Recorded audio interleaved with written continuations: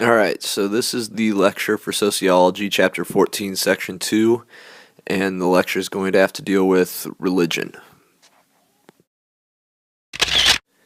The first thing I want to point out is that sociologists don't really worry about the truth or falseness of any religion. Instead, all we're trying to focus on is the social characteristics of religion and the consequences that any religion might have for a society. So we'll be studying this topic from those perspectives only. Alright, so one of the first things we need to do is look at the various functions of religion. The first one we're going to look at is the concept of social cohesion or social unity, bringing people together. In that respect, religion kind of acts like a gang. We always talk about how people join gangs, gang members join up because they don't have a strong family life or a strong presence within the community, and so they join up with gangs to find that sense of community. Oftentimes you find a similar thing with religion. Many times people find a sense of community, a sense of social interaction, a sense of family within religion that provides them some sort of comfort. One prime example of this was a study that was done by Emil Durkheim that we talked about earlier in your text. In this study, he was looking at people who had attempted suicide and was looking at their religious affiliation. And what he found was that people with greater religious affiliation were less likely to attempt suicide. Now, this was not because of any kind of religious doctrine or teachings. Instead, it seems to have been because of the connection that these people felt to a community. They felt more connected to their church, to their community, which took away feelings of isolation and aloneness that often led to suicidal thoughts and suicide attempts. Alright, study guide question number 1. Do this on your own sheet of paper. In terms of the function of religion, how can religion be like gangs? Another function of religion is the idea of social control. Social control is pretty simple, and I think most of you understand it, but just to make certain, it is the concept that you somehow maintain social order, that people in society understand the rules, the expectations, the values that they are to follow, and they choose to follow them more often than not. There are certain positives with this. One of the positives is the general concept of conformity, which allows for a smoother functioning of society. Holy books of all different religions often teach the same laws or values that society wants people to follow. And this conformity that is created by this, as I mentioned, is going to allow society to operate with less hiccups, less mistakes, less problems. The negative to social control is that it oftentimes slows the idea of free thought, the idea of innovation, and the idea of social reform, as all three of these concepts, free thought, innovation, and social reform, challenge the idea of conformity that is put forth by religion. A couple of examples of this would be the idea of slavery, where oftentimes in the South on plantations in the U.S., ministers would go to these plantations and often teach their slaves to conform, not to rebel, because this is their lot in life and they need to just deal with this existence. Women's rights were also seen as a challenge to conformity. Religion was often taught or teaching that women are expected to be a subservient second-class citizen in a household, and it was considered to be a challenging of this conformity to suggest that women should have equal rights, political rights, things like this. A third and final function that we're going to discuss for religion is the idea of emotional support. Emotional support is basically the concept that religion provides some sort of solace, some sort of support in times of crisis, especially. You oftentimes find the positives of this being that there are answers to questions. When some sort of disaster or crisis occurs in society, we find answers or meaning through religion in these actions. We oftentimes see in the times of crisis, this is when we are most likely to turn to religion. As an example, in the immediate aftermath of September 11th attacks, religiosity, the idea of Americans attending church, finding importance in religion, and the number of Americans who identified with religion rose to record highs.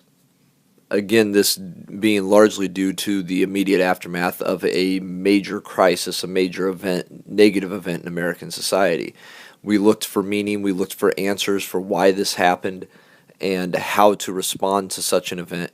And in order to do so, many Americans turned to religion.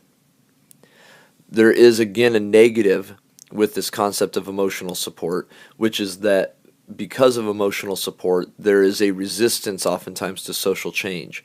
Religion oftentimes provides emotional support for people when things are not going their way, when things are not going well. And so oftentimes what the suggestion from this is that people should endure life as it is. It doesn't matter how bad it is, you just have to endure it and get through it because there are greater rewards that await in the afterlife. And that stunts any push for social change. People decide they are content with life as it is because of this afterlife that is promised to them, so they find little purpose in trying to push for social change here on earth. Alright, study guide question number 2. Write this on your paper. Religious affiliation and belief are most likely to increase during times of...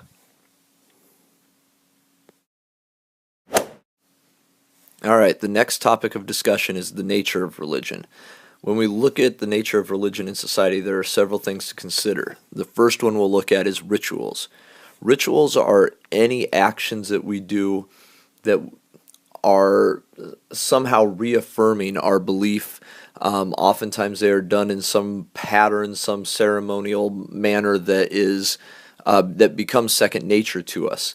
Baptisms, funerals, weddings, the idea of bar mitzvahs, prayers, communion. These are all acts that we go through on a regular basis. They're rituals that we go through, oftentimes without even much thought.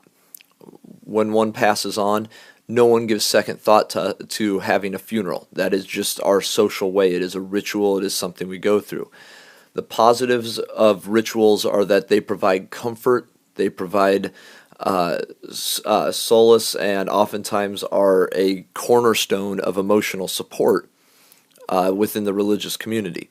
The downside to it is that oftentimes rituals can lose meaning if they are gone through often enough. Think about if you tell somebody every day when you walk out of the house, you tell a wife, mom, dad, brother, sister, whatever, that you love them. It's a nice gesture, but as you tell them that every day, the same time, the same place, as you're walking out the door, is it going to lose meaning over time? Is it going to, at some point, become such a pattern, such a ritual, that you're not even thinking about the words that are coming out of your mouth? You're just saying them because that's your instinct almost to do. That is a danger that rituals can run into within the context of religion as well. Another element of religion that we need to make sure we understand are the various belief systems. There are 3 we're going to look at really quickly, just provide you definitions and quick examples. The first one is animism. Animism basically says that nature has spirits. There is spirit in the wind, there is spirit in animals, in trees, that kind of thing. And actions by society can alter nature. Essentially, if a major storm blows up, that might be connected, some sort of punishment, something like that, to sins or misbehavior by a society or an individual within a society. An example of animism would be many of your Native American religions. Theism, the second belief system, is the belief in a god or gods. Religions like Christianity, Islam, Judaism, Hinduism would fall into this camp. There are 2 types of theisms. One is monotheism, the other is polytheism. Monotheism is the belief in one god, polytheism is the belief in many gods. The final element of religion that we need to know is the concept, the belief system of ethicalism. Ethicalism basically states that moral principles have sacred values.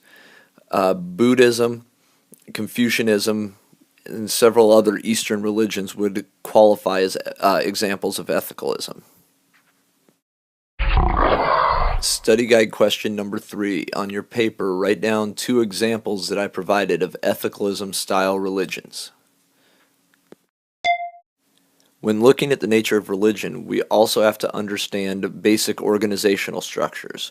We're going to look at 3 types here really quickly, just make sure we get the basic definitions down once again. The first type is denomination. A denomination is a well-established group. Usually a large part of the population are members of this group. A denomination, as an example, could be Baptist, Methodist, Presbyterian, Evangelical, something along those lines. A second organizational structure is a sect. A sect is a relatively small group who splits from a denomination. Usually it's because of some sort of differences in interpretation of doctrine. Maybe they understand a religious teaching from a different perspective than the denomination that they were once a part of, so they split off and become their own sect, their own separate group. Jehovah's Witness would be an example of a sect. And then the third organizational structure you need to know is the concept of cult. A cult is a group that's founded on the revelations of some person who's believed to be special. Nearly every religion in society, even the mainstream ones today, in their infancy, when they first started, many people considered those mainstream religions to actually be cults prior to achieving mainstream status. The last thing that we need to talk about is religion in the U.S., and I want to start by just taking on the subject of religious freedom versus religious persecution. Where does the U.S. stand in regard to these 2 concepts? In favor of saying that we have religious freedom, you can point out that any religion is allowed to be worshipped. There are laws that create separation of church and state, and there are limited legal connections to religion. Those who would argue in favor of us having religious persecution would point out that there is some harsh treatment towards minority religions. Look at how Muslims have been treated in post 9/11 America. That there is a lack of separation of church and state, even though laws promote this concept. They would point out the use of God in the Pledge of Allegiance. Certain churches that promote certain political causes or political parties. And they would also point out that there's legal discrimination in society based on religion, something such as discrimination against gay couples in the sense of gay marriage being forbidden, things like this. Alright, study guide question number 4. So where does the USA stand? Are we more commonly in the practice of demonstrating religious freedom or religious persecution? Give me your opinion on this. Alright, the next couple of slides are just going to give you some statistics that were taken from a recent Pew study that showed various religious affiliation. You can pause and jot down the statistics if you'd like, but I'm going to be quiet so we can move on quickly.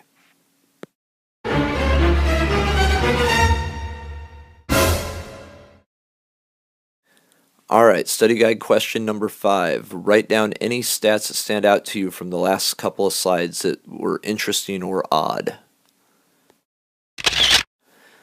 Alright, it's difficult for sociologists to assess religious participation in the U.S. Only about 41% attend religious services with some regularity, but this really only shows attendance, not how religious someone is. Many people attend religious services for social purposes or to make business connections. The idea of religiosity is next to impossible to measure because different religions, different people define the experience, beliefs, and intensity in different ways. Finally, we need to talk for a moment about fundamentalist Christianity. This is a growing group of the American population and has been so for 40 plus years. They believe in an accurate and literal translation of the Bible, have exerted great influence politically, especially in the South and among the Republican Party. Their key issues include abortion, gay rights, gun rights, and prayer in schools. And finally, study guide question number 6. Write this on your paper.